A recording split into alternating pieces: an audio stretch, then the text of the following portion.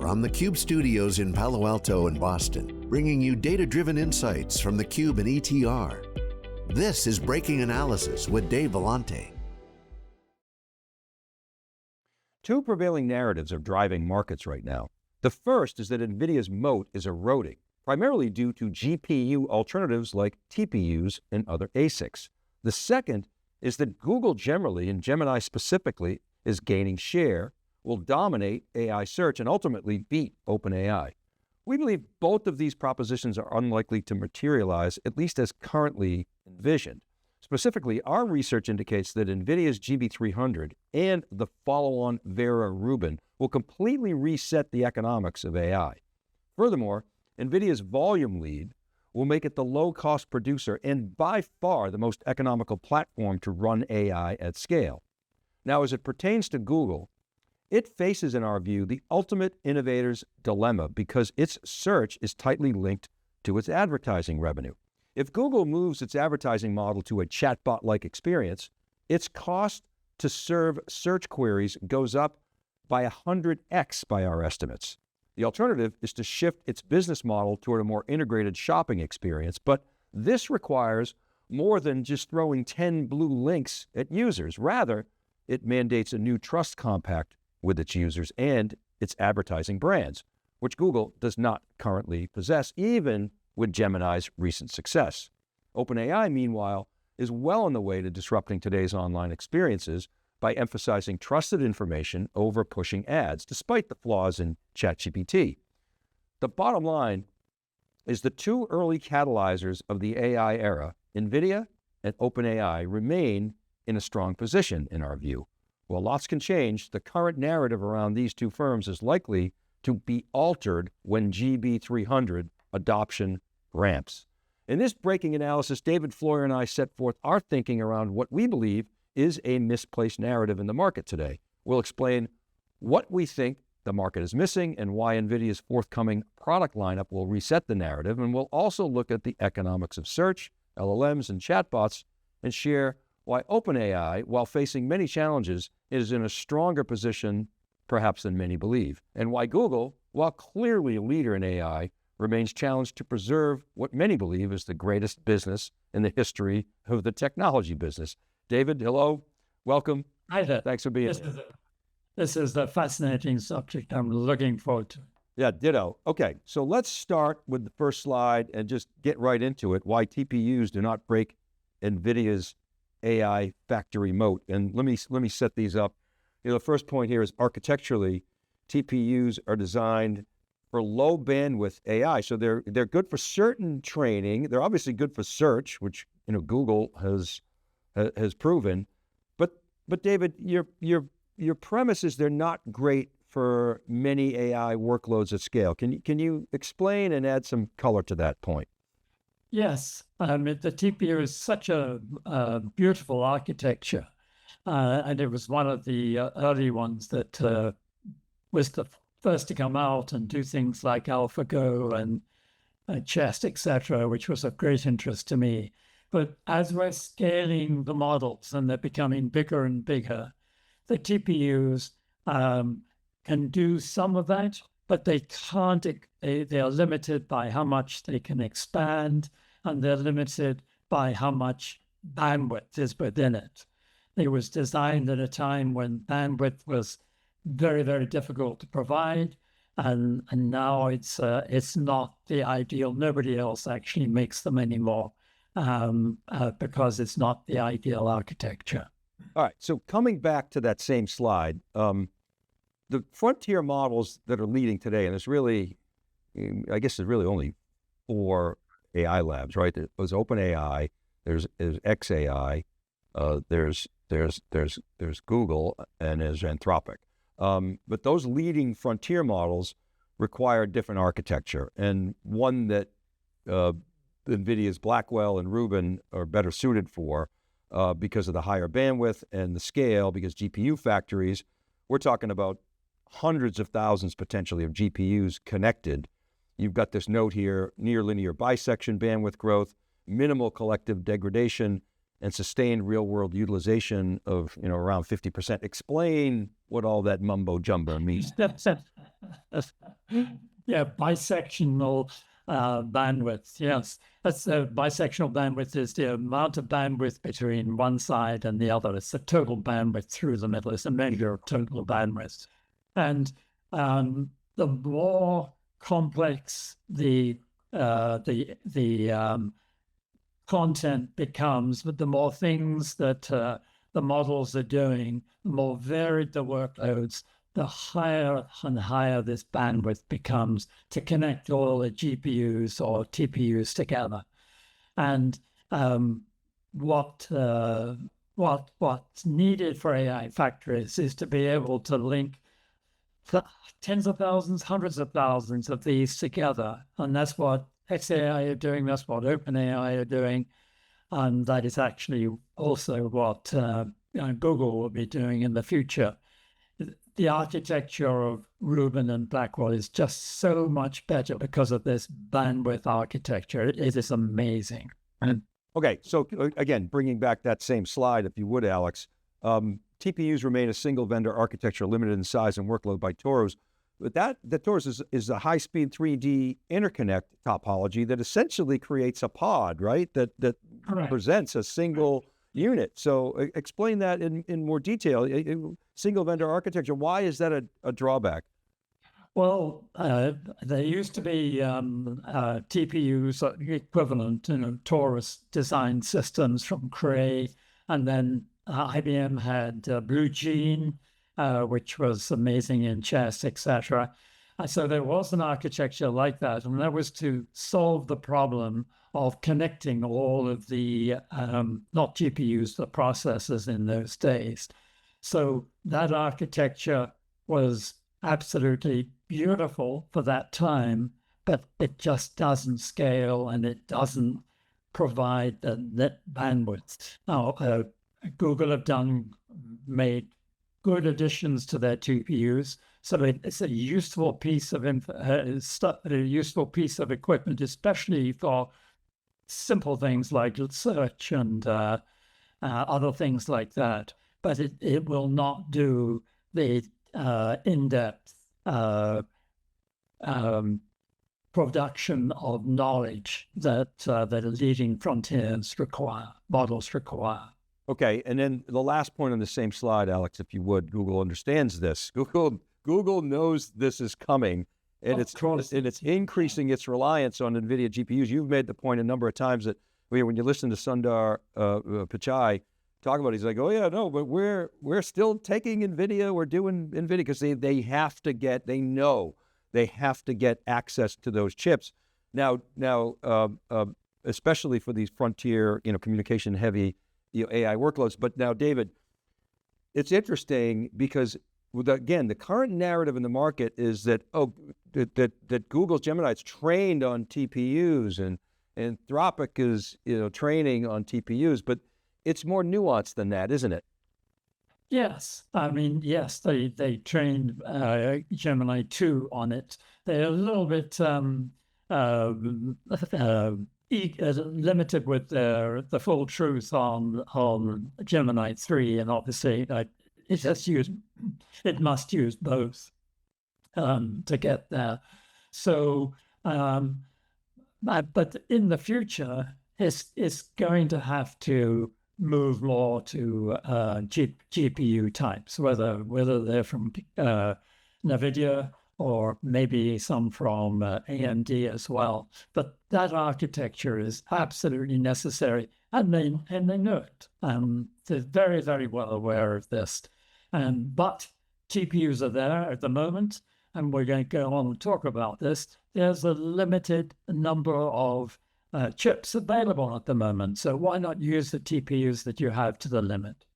Right. And so, I mean, TPUs are awesome. I think, we're in the 7th generation and they're mature, and Google's done some tremendous work.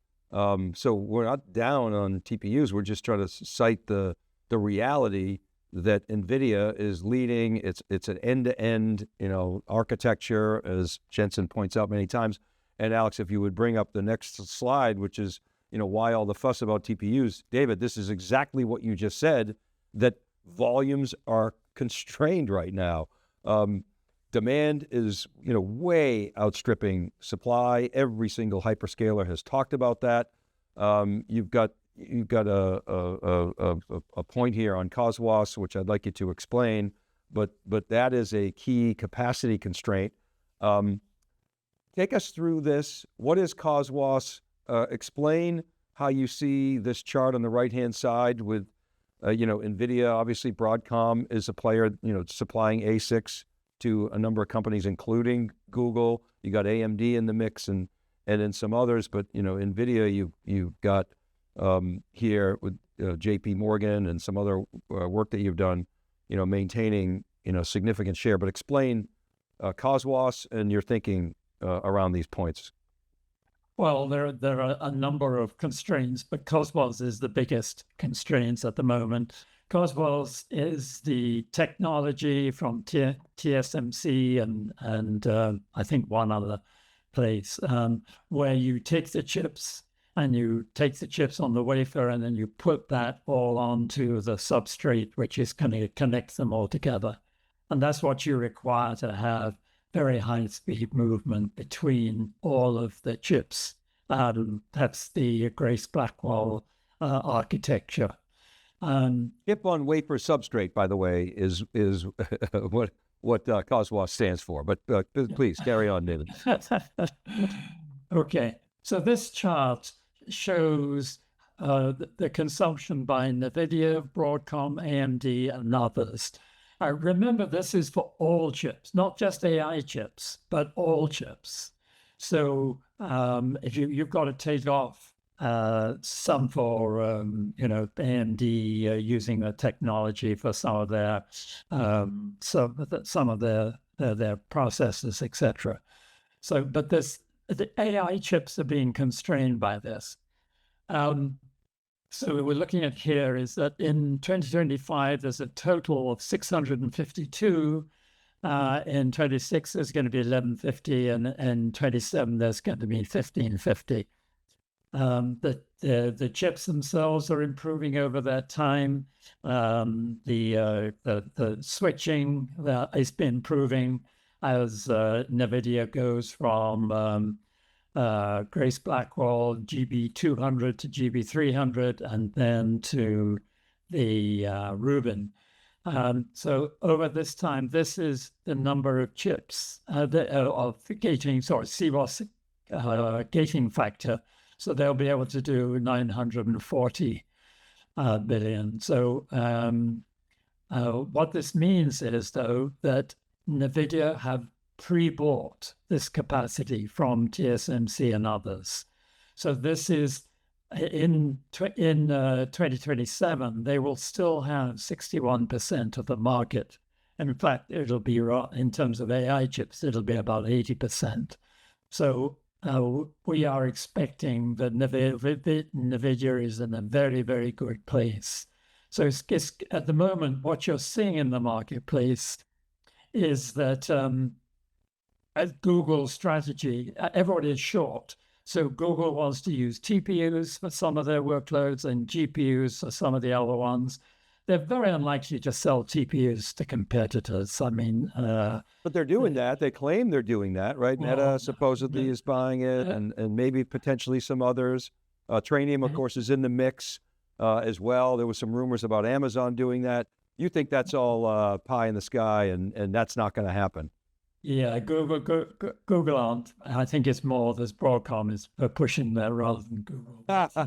Well, exactly, and I think that the point is, and that we kind of emphasized up front, but I'd love your thoughts on this, is that GB300 and especially Vera Rubin are going to be the low-cost producer of tokens by far, and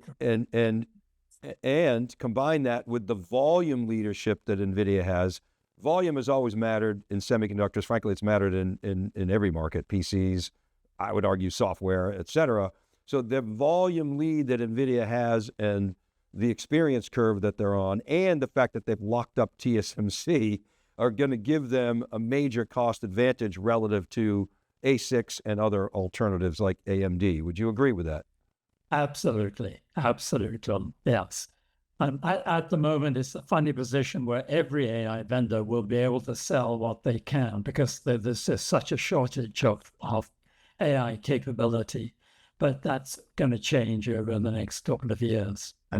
Okay, so, and look, semiconductors, and in every market, when there's undersupply, eventually there'll be oversupply. It's hard to predict when, but it doesn't appear that it's any time, certainly in the first half of 2026 or even 2026, it looks pretty like quite a runway. Now, in a recent podcast, Gavin Baker, who's an investor and who's got a very strong technical background, he spoke in detail about the gap between TPUs and Nvidia's forthcoming platforms, the GB300 and especially Vera Rubin. Let's listen to his key points. It's a rather long clip, but well worth it. Please play the clip, Alex. And this is really important because what Google has been doing as the low-cost producer is they have been, I would say, sucking the economic oxygen out of the AI ecosystem, which is an extremely rational strategy for them.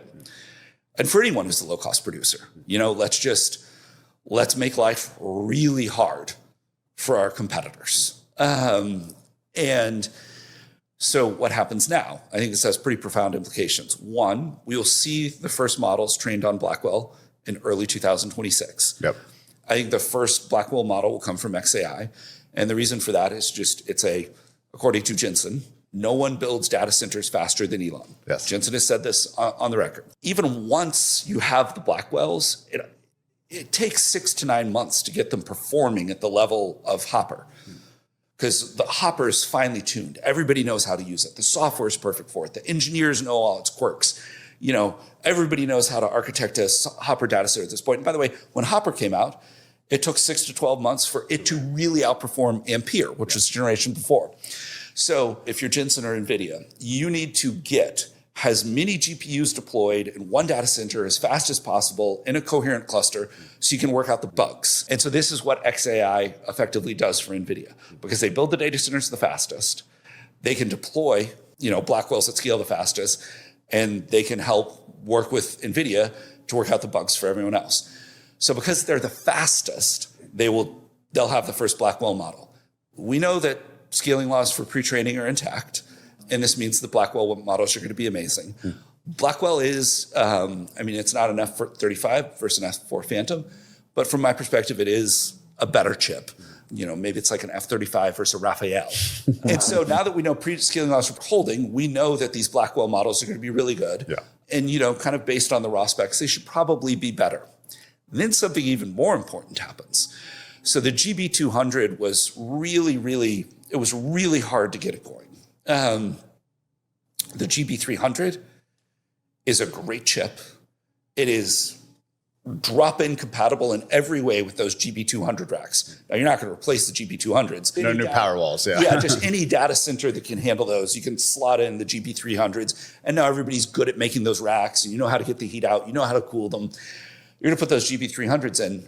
And then the companies that use the GB300s, they're going to be the low-cost producer of tokens, particularly if you're vertically integrated. If you're paying a margin to someone else to make those tokens, you're probably not going to be. I think this has pretty profound implications because I think it has to change Google's strategic calculus. If you have a decisive cost advantage and you're Google and you have search and all these other businesses, why not run AI at a negative 30% margin? It is by far the rational decision. You take the economic oxygen out of the environment. You eventually make it hard for your competitors who need funding, unlike you, to raise the capital they need. And then on the other side of that, maybe you have an extremely dominant share position. Well, all that calculus changes once Google is no longer the low-cost producer, which I think will be the case. The Blackwells are now being used for training. And then when that model is trained, then you start shifting Blackwell clusters over to inference. And then all these cost calculations and these dynamics change. And I do think it's very interesting. Like during the strategic and economic calculations between the players, I've never seen anything like it. Everyone understands their position on the board, what the prize is, what play their opponents are running. And it's really interesting to watch. So I just think if Google changes its behavior, because it's going to be really painful for them as a higher cost producer to run that negative 30% margin. It might start to impact, their stock. That has pretty profound implications for the economics of AI. And then when Rubin comes out, we'll know the gap is going to expand significantly. Versus TPUs? And So David, what did we hear from Gavin? He said, Google is a low-cost producer. Earlier in the podcast, by the way, he said as long as he's been an investor, this is the first time he's ever seen low-cost producer matter. And obviously, ultimately, Nvidia is going to be the low-cost producer. I disagree with that. I think IBM was the low-cost producer. Intel was a low-cost producer. Microsoft was a low-cost producer. Amazon's the low-cost producer. So maybe he meant price. But anyway, we heard that Google's a low-cost producer, so it's sucking the life out of AI and just bombing, AI. But Blackwell, because of XAI and what Elon is doing, is giving a gift to the industry because it helps, find the bugs, clean up the bugs, and then Nvidia takes that, to all the other customers. And this all gives Nvidia a time to market advantage that unless it trips, we think it's going to hold for a while. Gemini has shown that the scaling laws are intact, and then Nvidia is going to blow away anything on the market with GB300. It's drop-in compatible with the GB200, and Google will no longer be able to be the low-cost producer, especially since 55% of their margin goes to Broadcom. He talked about earlier in that podcast, $15 billion a year at scale going to Broadcom in a $30 billion TPU business. So Google has to change its behavior because of the economics. Rubin is going to create even more space between TPUs / ASICs and Nvidia. I'll give you the final thoughts before we transition to the other part of the next part of this breaking analysis. The important part about this is that these AI factories will be able to be used by OpenAI, and they will overtake Gemini early next year, and be able to produce these much, much larger, much more complete models. And it's really exciting to see the degree of improvement that's happened in these models. It's amazing. That's not to say that Gemini won't keep up, but what matters now is not actually the model itself. They're all good models. It's the software and the services provided around that model. And that's going to be the really important point of the future. Well, and it's something that you and I have talked about, that there's a real opportunity in the enterprise, and ultimately the LLM itself is not going to be what really matters. It's going to be the software on top of that, and the ease with which enterprises are going to be able to absorb these models. And, with separate debate that you and George and I have been having around the complexity of doing that, whether or not you need open models and open weight models. Your premise is it's too complex, it's got to be made simpler, and you think that'll happen. But let's save that for another day, and let's pivot to the second part of our premise, which again, you hear the current narrative. Alex, if you bring up the next slide, that essentially Gemini 3 has changed the AI world, which I think is fair to say that. It's proven the scaling laws are intact, but you see charts like this, which we feel are misleading, that show that the monthly active users for the blue here, which is OpenAI and ChatGPT, is sort of leveling off. You see the green, which is Gemini, is actually exploding. And so that's something that people are looking at, David, and saying, okay, this is problematic for OpenAI. It's advantageous for Google. But let's dig into that a little bit. Alex, if we bring up the next slide, this shows Google's financials. I mean, David, the bottom line here is the company is an advertising company. It's, 125 billion in operating profit in advertising, and this is fiscal 24 based on company financials. It's got, massive operating margins, and much of that is in Google search, and other advertising.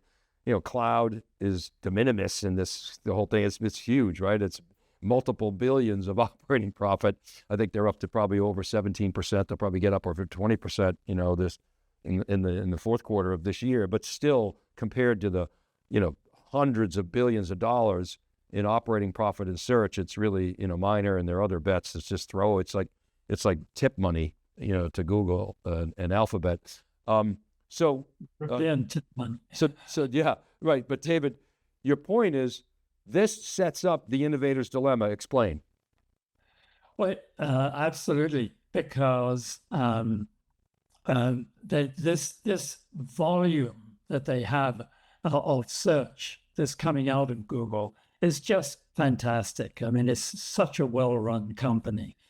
The volume of the searches, the amount of adverts they can sell from these research, the profit they can generate from the very, very low cost computing that they can get from this. This is the world's best technology marketplace, in my view, by far. I think that's the message here is what is the dilemma from Google is how do they migrate from this model to a model which is more complete? Okay, so let's set that up with the next slide, which is the real. So the two slides back, we were showing the monthly active users and ChatGPT sort of tailing off or at least flattening. This data from SimilarWeb shows the number of user minutes on the web, and it's quite interesting the lead that ChatGPT has. Not that it didn't have a very large lead in terms of monthly active users, it does, but the point here, David, is that the amount of time spent here is really the more important metric. And you can see here, yes, Gemini's growing very fast, so is DeepSeek, so is Grok, but really it's a two-horse race here between ChatGPT and Gemini. But David, explain why this is so important in the context of Google's advertising model and why it's now so much more expensive if those two models come together, the ChatGPT model and the advertising model come together. It's far more expensive for Google now to serve up ads. Explain. Well, let's just these are the number of user minutes. Against each of those user minutes for ChatGPT, they are spending about 10 times more in compute resource to produce much, much richer information out to their end users.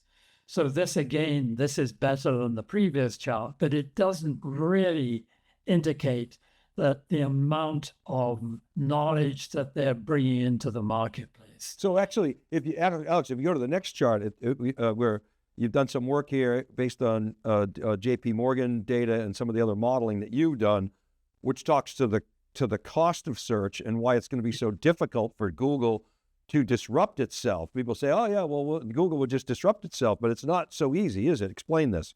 No, I mean, the cost of a search is penny, less than pennies, fraction of a cent. It's at extreme scale, highly optimized, decades of ranking system refinement. It's the cheapest large-scale compute service in the world, and it's the best run in the world. And the revenue for each search is 10 times, it's 5 to 10 times the gross margin on the cost of the search itself. You can't ask for a better business model than this.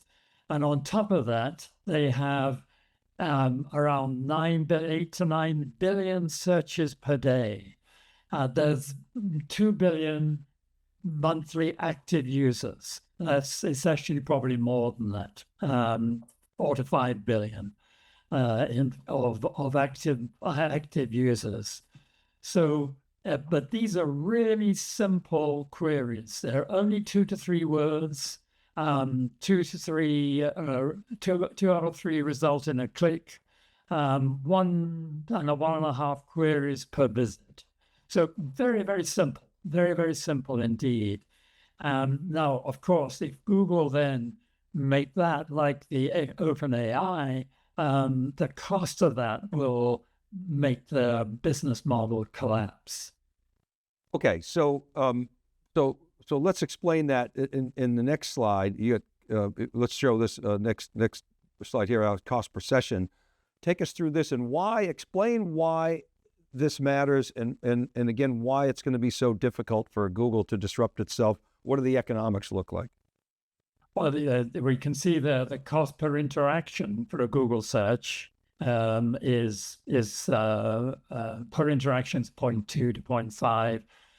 The cost per queries per session is very low, and therefore the cost per session, again, is just less than pennies. So the monetization is ads per query. I mean, that's what they're getting from this, and it's very, very high margin. But when you look at ChatGPT, the cost per interaction is much higher. Queries per session are 5 to 10. Cost per session then is what is it? 100 times more than it is on the Google search. And ChatGPT is a leader in terms of efficiency at the moment. So if Google tries to move to the ChatGPT type of system, it's going to blow its own margins. So, and within these sessions, about the product to commercial search is about only 10 to 20%. This is the beautiful stuff. This is what Google wants, is people who are looking for product and commercial search. And it's 10 to 20% of the Google searches, and it's 60 to 70% of their search revenue. Now, this is the part of their pie that they want to keep, but that is the part of the pie that is really going to be up for grabs in some sort of way from the high technology part of the equation. It is going to be the interesting bit that the model of the moment is low-cost ads. The model of the future for these people who are looking for product and commercial search is probably going to be high-cost information and trust. They want to know that the information is about the best provider, not the one who's provided the ad. And they want to know that there's trusted information about that provider, which is quickly available. So that is a major movement. And of course, the issue is how quickly will it move from one to the other? How quickly can OpenAI and Google itself move from one to the other? And this is the dilemma in a nutshell to me. Well, go ahead, please finish your thought. I was going to say this is change from pay to be seen to pay to be accurately represented. I think this is really a profound difference. Right, because brands are going to be much more sensitive to the quality of information versus just, again, throwing a blue link at you. Now, people would say, okay, but so what Google's doing, and it's quite interesting, is that when you search now, there's sort of this hybrid of, you can go to AI mode, you can go deeper into AI mode. So what does that do to the economics? Do you see that hybrid mode as surviving? Is it more of a fence sitter that's going to go one way or the other? Explain your thinking around that. Well, what you would want to do if you had your way is to be the only provider of this and bring it in very slowly and try and make it a separate business. That's what you would like to do. But in reality, you've got to protect your numbers, especially the numbers of product and commercial search. That's the thing that you've got to protect. In an ideal world, you would like to provide those services on top of it, and charge the ad people a lot more for those services. But in reality, it's going to be much, much easier for people like OpenAI and Grok and others to come in and offer these higher cost and higher trust type of services. It's the battle of the next decade. I mean, this is the most interesting and nuanced and exciting and important battle that's going on in AI, and we're seeing it play out. Yes, it's quite remarkable. So you got Nvidia versus Google/TPUs, and we think we think it's clear unless Nvidia trips up what's going to happen there, as we've stated earlier. Then you got Google versus OpenAI. So Google's kind of at war with everybody here. That's not as clear. I mean, the other thing that OpenAI has, I remember when Amazon was getting started, Bezos would be able to take out all this debt and lose all this money and completely disrupt retail. OpenAI has a similar potential advantage. It's right now talking about $100 billion raise at nearly $1 trillion valuation. And it's going to lose money. It's been transparent about that. It's going to lose money. It's doing deals with everybody, trying to lock up compute, which we know is going to be the scarce resource. Notwithstanding that right now, energy is a challenge, but we've talked about how we think that's going to be solved because you'll just put, turbines right next to your data center, and so that has to be solved. But so the scarce resource is going to be compute. Sam Altman's trying to lock all that up. And again, OpenAI has some serious challenges. They've got all these commitments out there. They've got a huge amount of money that they have to raise.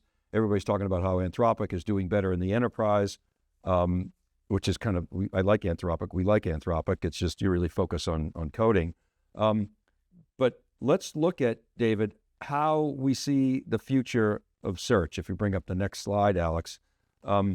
Your contention here is there's a revenue model mismatch because you've got this ad-funded search. You've got a very efficient model, and it's based on, as I say, throwing 10 blue links at the user, not the quality of the information that is there, and so there's a big chunk of revenue at risk there, isn't there? Huge, yes. I mean, this is 65 to 75% of the revenue is coming from this 10 to 15% that are actually looking for something to buy. And that is very, very easy to lose the trust erosion. So how they change that is going to be very, very interesting. They need to be able to change that and make it better. Otherwise, the knowledge vendors will come in and replace them in that. So they could be in a position where they still have 90% of search, but they've lost the key part of that search, which provides the money. And the second point here is that Gen AI, getting to an answer is orders of magnitude, at least one order, but maybe 2, 3 orders of magnitude more expensive than what you showed earlier, which is a very efficient search query. And at Google scale, even a small change is going to potentially have, major effects on margins, isn't it? Absolutely. And this is going to start happening next year. So yes, they have to balance this, how they migrate, the dilemma of how they go across from one to the other. And from a positive point of view, we as consumers will have the ability to use either service. And when you look at the number again of the amount of time that people spend on ChatGPT compared with the search, it's going to be difficult for Google to avoid loss of that high trust, high value queries that are coming in. Right, and that's kind of your next point here, and you're right. I mean, their search market share is nowhere to go but down. It's this trust and authority piece that is different. It's a different user experience where the quality of the answer, if you don't get what you want to search, you just keep looking, or you go, you just do another search. It's similar in in LLMs, but different in the sense that, as you gain affinity to one, it's that quality. Now people might say, David, well, Google is going to have good quality. I mean, it's showing with Gemini 3 that it's the quality of its search is good. But your point is, it's a different business model, right? Very completely different business model. Yes, you instead of having ads, which they have at the moment, and they manage that brilliantly. They apply them brilliantly. Instead of having a mad mod, you are going to need much better quality information from the vendors, and you're going to need to compare according to the query what is the best option. The other day I wanted a second-hand sofa with leather from a good brand, which could be shipped easily to San Francisco. I was able to put that query in, and it said a number of different places that I hadn't even heard of, and put them down in order. These were the ones you should look first and second and third, and gave me a list of things to do. And I could do that within a minute, as opposed to trying to do that on Google. So moving that type of search, that high quality search, for this small section of the queries, that, in my opinion, is going to go to OpenAI, and OpenAI also has a huge number of users, and that will grow over time. And that's the biggest single threat that Google has. Well, and your point here, the penultimate point here on the structural advantage for OpenAI, the example that you just gave, you're paying, I presume you're paying, a subscription fee to OpenAI, and of course their API-driven model, which drives revenues. Those incentives are different. You as a user are happy to pay that subscription because of the quality of the experience that you're getting. You're not paying Google for search. The brands are paying for Google search. It's a completely new incentive system that is not aligned with the current search, right? That's your point here. Yes, well, and actually the vendors will want the search to find them. And the way that search, that they will want the OpenAI to find them. And the way they'll do that is via APIs with trusted information, which it gets a high marking from OpenAI. So it's a different business model as well for the brands. Right. So people say SEO is dead. SEO is not dead, but it's definitely not nearly as important as it used to be. It's going to go down in import. Right. And then the last point on this slide is that you've posited an outcome bifurcation. Yeah, Google is going to keep a lot of the search, but OpenAI is going to grow its share of the really high value stuff that you're talking about here. Yes. Yeah, that's exactly. That is likely to be the outcome, and obviously Google are going to try their very best to make sure they get a good share of that. But they've got a long way and a lot to do in terms of improving the way that the model interfaces, that the software on top of the model, which is what the real difference is. It's the APIs, the software, the capabilities that allow people to, and the vendors and the other users, allow them to take advantage of that great platform. So that's a lot of work for Google. They're a great company. They will try very hard for it, and it'll be wonderful to watch. In January of 2023, Sarbjeet, Joe Howell, John Furrier, and I did a breaking analysis, and the premise was, Sarbjeet and I were out the night before having a few drinks, and I said, let's do a breaking analysis tomorrow and we just sort of were batting around ideas, and we said, all right, let's look at OpenAI. Will it be able to maintain its first mover advantage? And we were like, let's say no. So we started to sort of steelman that and come up with a scenario. And then John said, I'll take the other side of that. So we actually had a debate on breaking analysis. Sarjeet and I were saying that Google, in fact, was going to disrupt that first mover advantage. And John's point was, as long as they keep innovating, they'll maintain that first mover advantage. And it remains to be seen. But on this slide here, Alex, if you bring it up, OpenAI likely to retain its leadership, it would suggest that Sarjeet and I were wrong and John was right. We'll see how that goes. But I think the point here is Google's got great AI. The models are really, really strong. I mean, you've made the point many times, don't get caught up in the model, the 4 leading labs. We'll see what happens with Meta. Meta looks like it's falling behind now, but the 4 leading labs are going to have super high quality LLMs.